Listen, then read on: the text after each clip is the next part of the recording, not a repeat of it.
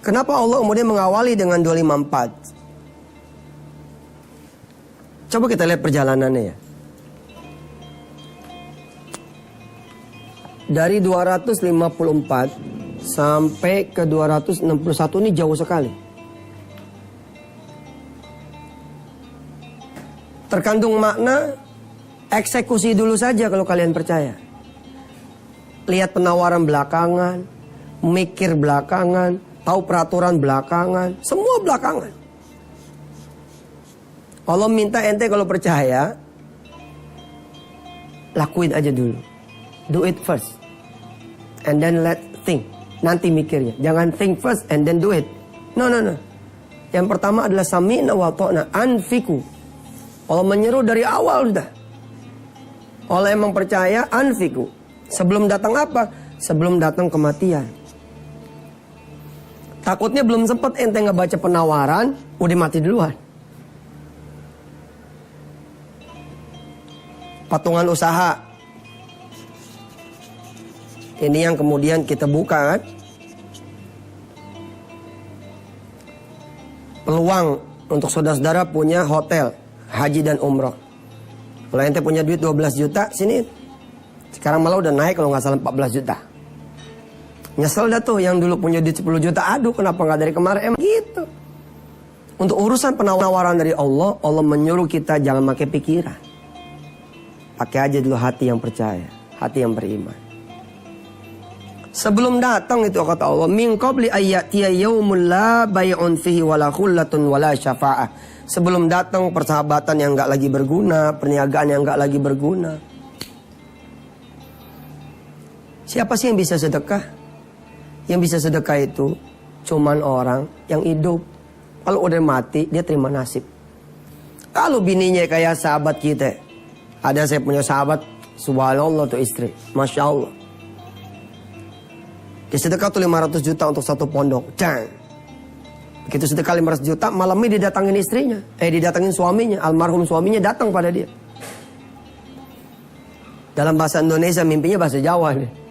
Bahasa Indonesia kira-kira, kamu tuh sedekah gak mikirin saya. Kamu sedekah-sedekah sendiri. Saya ini gak dipikirin. Niat sedekahnya 500 juta, akhirnya jadi 1,5 miliar. Kalau ketemu istri kayak begitu, bagus lah. Kalau ketemu istri yang kawin lagi, setelah ente mati ente kawin lagi, coba. Ente capek-capek ngumpulin duit. Habis diresmiin rumah, habis diresmiin kantor. Ente mati, bini ente masih 28 lagi, udah kawin lagi, wah. Lah kalau turunan-turunannya, kayak sebagian pemirsa insya Allah, mudah-mudahan bahkan seluruh pemirsa lah, emang anak turunan soleh-soleha punya. Lah kalau anak-anak kita bukan anak soleh-soleha, harta kita dipakai buat maksiat, masalah ini.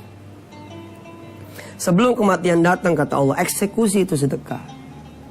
Anfiku mimma razaqnakum min qabli ayyatiya yaumun la bay'un fihi wala khullatu wala syafa'ah. Ujung ayat itu, ayat 254, wal kafiruna humul zalimun. Nanti kita akan bahas setelah yang berikut ini. Silakan.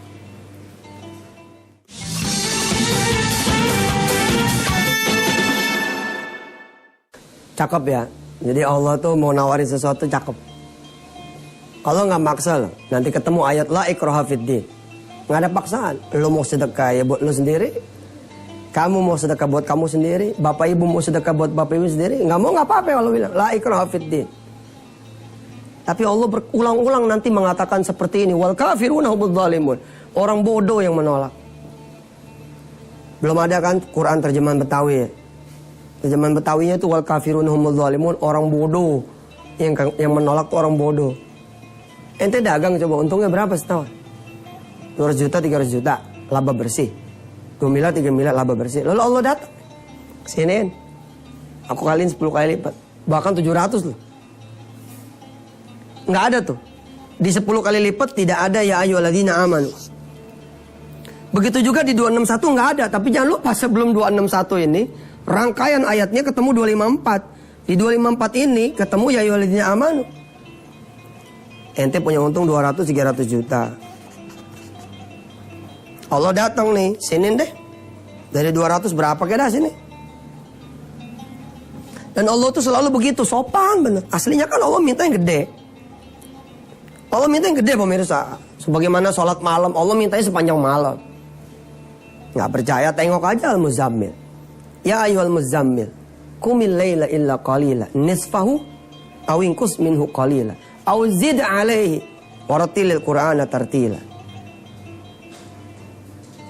Aslinya sih Allah mintanya sholatnya yang benar, yang panjang. Karena itu ayat tentang sholat malam ditaruh di banyak surah. Di surah Al-Insan ada, panjangin tuh malam. Di surah apa lagi? Misalkan di surah Qaf ada. Tapi Allah juga apa ya? Ya namanya tawaran. Ente mau ambil berapa saham? Mau ambil 1% boleh, mau ambil 2% boleh, mau ambil 50% boleh, mau ambil 100% boleh. Namanya itu penawaran. Beda sama zakat. Oh zakat kewajiban. Ente nggak bisa nolak. Nggak ada tawaran di sana. Ente bilang saya mau zakat 100%, nggak boleh. Mana ada zakatnya judulnya 100%. Zakatnya segitu-segitu aja udah. Kelebihan di luar zakat dihitung sedekah. Tapi di sedekah beda. Salat malam begitu. Allah bilang kalau nggak bisa yang panjang setengah dah. Nggak bisa setengah illa qalila dah. Dikit nggak apa-apa dah 2 rakaat. Tapi Allah bilang lagi sebelum tutup, auzid alaih, tambahlah. Gue bisa jangan cuma 2 rakaat, udah 2 rakaat kuliah kulhu lagi. Salat malam tuh, bukan main dah. Masih bagus sih daripada kita sholat subuhnya kagak. Oke pemirsa, kita melihat membaca ayat-ayat ini punya metodologi perusahaan, punya metodologi rules of economy, rules of corporation. Beginilah cara kalau mau offering. Ente lakukan dulu sesuatu yang besar, baru ente tawarin.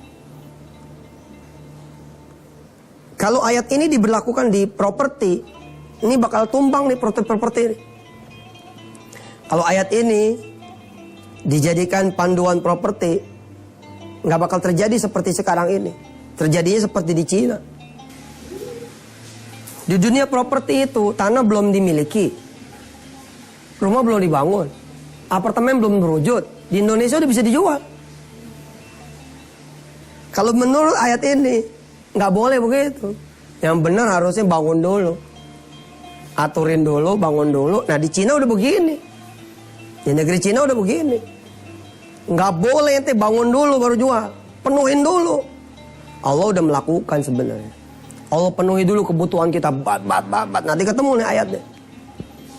Besok kita masuk dah ayat yang kedua, ya 255. Allahu la ilaha illahu al-hayyul qayyum. Allah penuhin itu semua. Allah tunjukin kinerjanya. Allah tunjukin prestasinya. Allah tunjukin man ana, siapa nih saya. Baru setelah itu Allah tawarin kita, nih yang menawarkan adalah aku yang begini dan begitu. Yang aku sudah jelaskan di ayat sebelumnya. Kalau kita nggak percaya, wal kafiruna humudz zalimun.